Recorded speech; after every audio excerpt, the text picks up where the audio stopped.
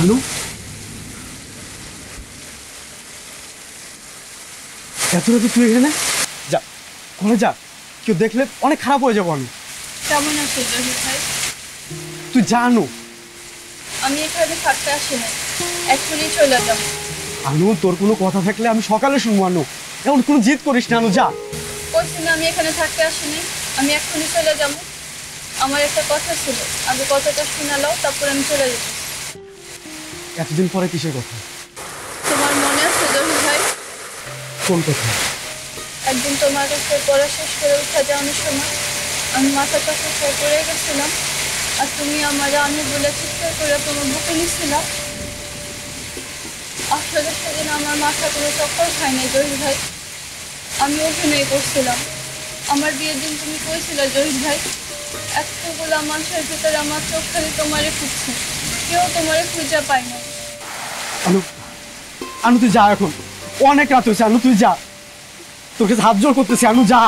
একটা অনুরোধ রাখবা, মানা করো না। শেষবার মতো তোমার হাতটা আমি ধরতে পারি জহির ভাই?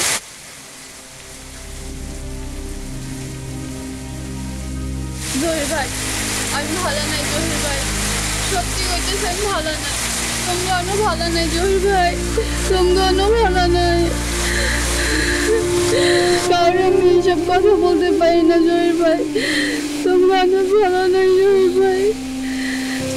আমার এই কষ্টের কথা আমি কাউরে বলতে পারি না।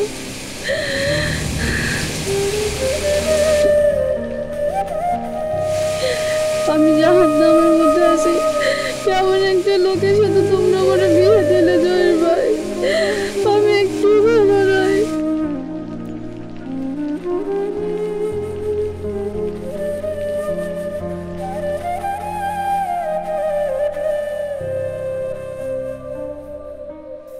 আল্লাহ,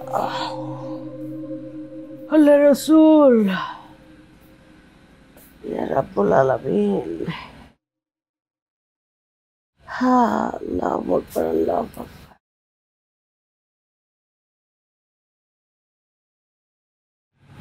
এত সকালে গেট কে খুললো? আমার আগে তো কেউ উঠে না।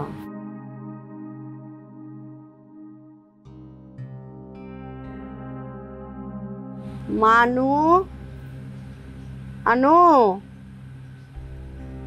না, আনু তো ঘুমাইতেছে।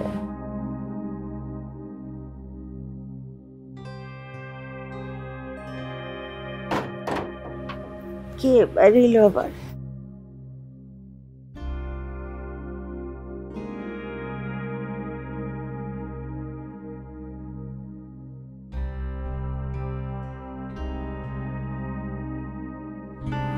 হাই লা সুবহানাকা ইন্নী কুনতু মিনাস সালিহিন, লা ইলাহা ইল্লাল্লাহ কুনতু মিনাস সালিহিন।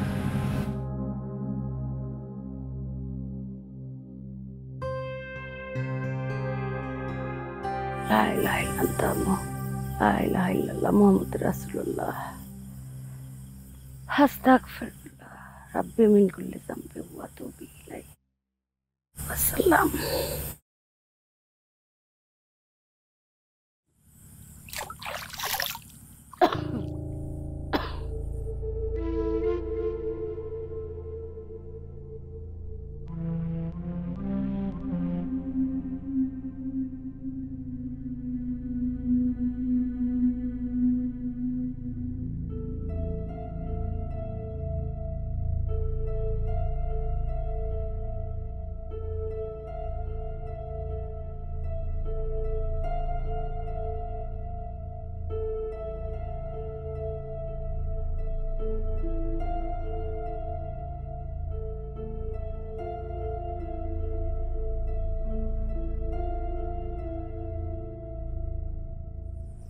প্রিয় মা, আমি জানি তুমি প্রতিদিনের মতো আজকে ভোরেও সবার প্রথমে আসবে পুকুর ঘাটে।